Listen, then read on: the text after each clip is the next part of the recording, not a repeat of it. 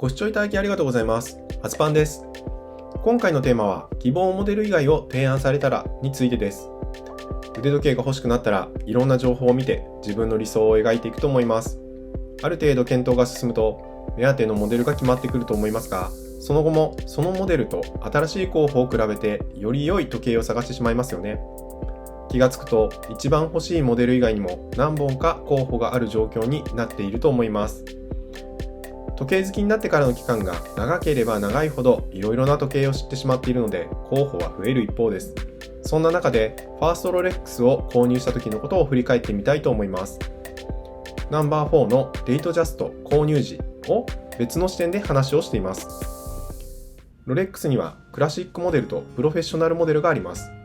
デイトナや GMT マスター2、サブマリーナなどのプロフェッショナルモデルを希望する方が多いと思います。当然ロレックスの正規店に訪問する際にはプロフェッショナルモデルを探しに行くと思うのですが、希望モデル以外が出てきた時のことを想定していますか？公式の情報ではありませんが、クラシックモデルとプロフェッショナルモデルの生産本数はおよそ半々だと聞いたことがあります。明確に買う買わないを決めている方もぜひこの後も聞いてみてください。学びがあると思います。以前の動画で話をしている通り、私はロレックスについて多くの知識がありませんでした。むしろブランド成功や IWC の方を中心に検討していたくらいです。そんな私でも当然ロレックスのことは知っていましたし、代表的なモデルのイメージも持っていました。同世代の方はわかると思いますが、木村拓哉さんがドラマでエクスプローラーをしていることも話題になっていました。私が最初にロレックスの正規店に行った時はその程度の知識しかありませんでした。在庫がないと言われていましたが、正規店に行けばサンプルくらいは見て検討できるだろうと軽く考えていたんです。店内に入ってショーケースにほとんど時計がないのを見てもあんまり理解はできていなかったと思います。話しかけてくれた店員さんからご希望のモデルはありますかと聞かれた時には正直にすいません、あまり詳しくないんですと答えています。カウンタータイプの机で接客いただき、引き出しから緑色のカタログが出てきました。適当なところを開いていただきながら話をしていました。例えば腕時計を着用するシーンについてです。会社員なのでビジネスメインでグランドセイコーを着用していること、打ち合わせの時間に遅れないように精度優先でクォーツ式を使っていることなどを伝えました。そのまま使っている時計の話題になり、いつ頃買ったのかや着用していて気になっている点などが話題になりました。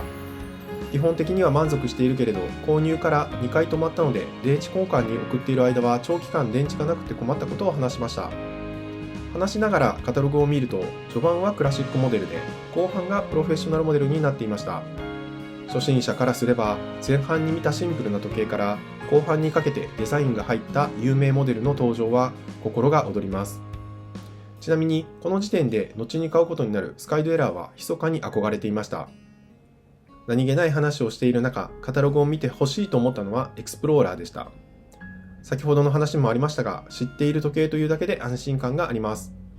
持っているグランドセイコーの文字盤がシャンパンダイヤルだったし、黒文字盤との併用もしやすいと感じていました。シンプルな時計で飽きも来ないと思ったし、プロフェッショナルモデルの中では買いやすい金額設定でした。当時の価格表を確認したら67万6500円でした。私がハマってからまだ数年ですが、それでも値上げの額に驚きます。心の中で思っていただけで声には出しませんでしたが、ある程度思いは固まっていたと思います。一通り聞かれたことに答えたので、店員さんの中でもおすすめがあるようでした。最初におすすめいただいたのはエアキングでした。大体の予算を50万円くらいと伝えていたので、いいところを勧めていただいたと思います。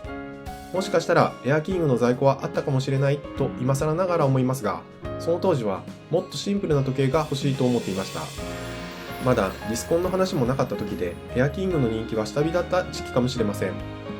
数回の訪問でエアキングが買えれば相当ラッキーだったと思いますが、希少性についてはあまり理解できていなかったと思います。知識がなかったこともありますが、希少性にかかわらず自分が希望する時計以外は買わないという気持ちでいました。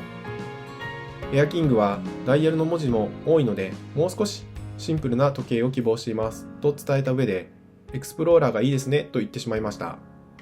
希望のモデルを具体的に言ったのはこの時が最初だったと思います。この発言を受けて、では在庫を見てきますねと奥の部屋に店員さんが向かいました。気持ちも固まっていたし、在庫があれば買おうと思いました。逆にエクスプローラーの在庫がなければ他は買わなくてもいいかと思っていました。数分して戻ってこられたのですが、在庫はありませんでしたと伝えられました。ロレックスの暗黙のルールを知っていたらここで退店していたのではないかと思います。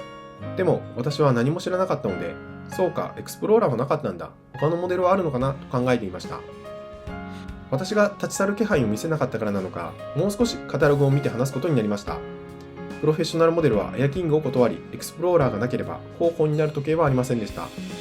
帰ろうかなと思った時に開いたページがデートジャスト41でした。ブルーダイヤルとダークロジウムダイヤルが並んでいるページを見て、かっこいいですねとつぶやいたんです。何本も時計を買う予定がなかったので、せっかくならエクスプローラーと出会えるまで待とうと思っていたところでした。このタイミングで少々お待ちくださいと店員さんが2回目の離席をされました。奥の部屋にどれだけ在庫があるか分かりませんが、さっき見ていたので、ある程度在庫は頭に入っているだろうなと考えていました。デートジャスト41が出てくるかもしれないと身構えてしまいました。エクスプローラーを買おうと思っていたのに、もしデートジャスト41が出てきたらどうするか考えなければなりません。考えがまとまらないうちに店員さんが何か布にかぶさった状態の小さなトレイを持ってきました。そうです。デートジャスト41のダークロジウムがあったんです。在庫ってあるもんなんですねが第一声でした。全く在庫がないと聞いていたので、裏にあること自体も都市伝説かと思っていました。検品が終わったばかりでタイミングが良かったです。急な提案になってすいませんと伝えていただきました。試着してみますかと聞かれたのですが、購入するか決めていない段階で腕を通すことに抵抗がありました。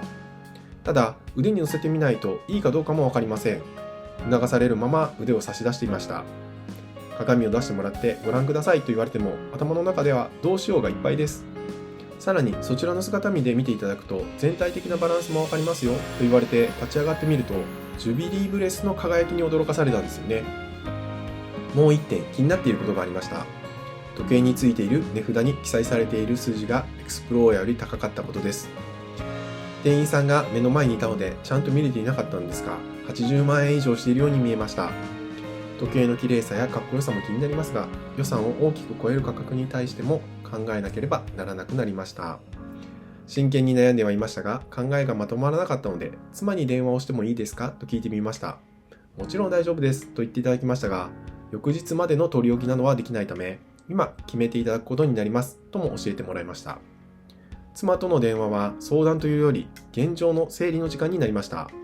高額な買い物ですので、誰かと一緒に行くのもありだと思います。一部購入に対してのお願いや説得も含まれていたと思います。おおむね賛成してもらえたので、改めて時計に向かうことにしました。すると、店員さんから、今回提案できたことは一つの縁です。ただ、希望に沿わない場合は次回の機会にしていただくこともご検討くださいねと言われました。確かにその通りだと思いました。高額な買い物なので数分で決断しなくてもいいとも思いました。希望モデル以外を買うことについて全く考えてなかったことがそもそもの問題でした。せっかく提案していただいたのに、もしここで断ったら次の時計は出てこないのではないかという不安もありました。また、ここで断った方が本当にエクスプローラーが欲しいと伝わるのではないかという期待もありました。考えはまとまりませんでしたが、最終的な判断は目の前にある時計が欲しいかどうかで決めるしかありませんでした。現時点で最終的に直感で決めたことに後悔はありませんが、今後はもっと勉強してから来たいと思いました。皆さんが同じ思いをしないように、カタログは一通り目を通した上で、ブレスやベゼルまで幅を広げて考えておくことをお勧めします。今後も振り返りの話をしていこうと思いますので、ぜひチャンネル登録、高評価お願いします。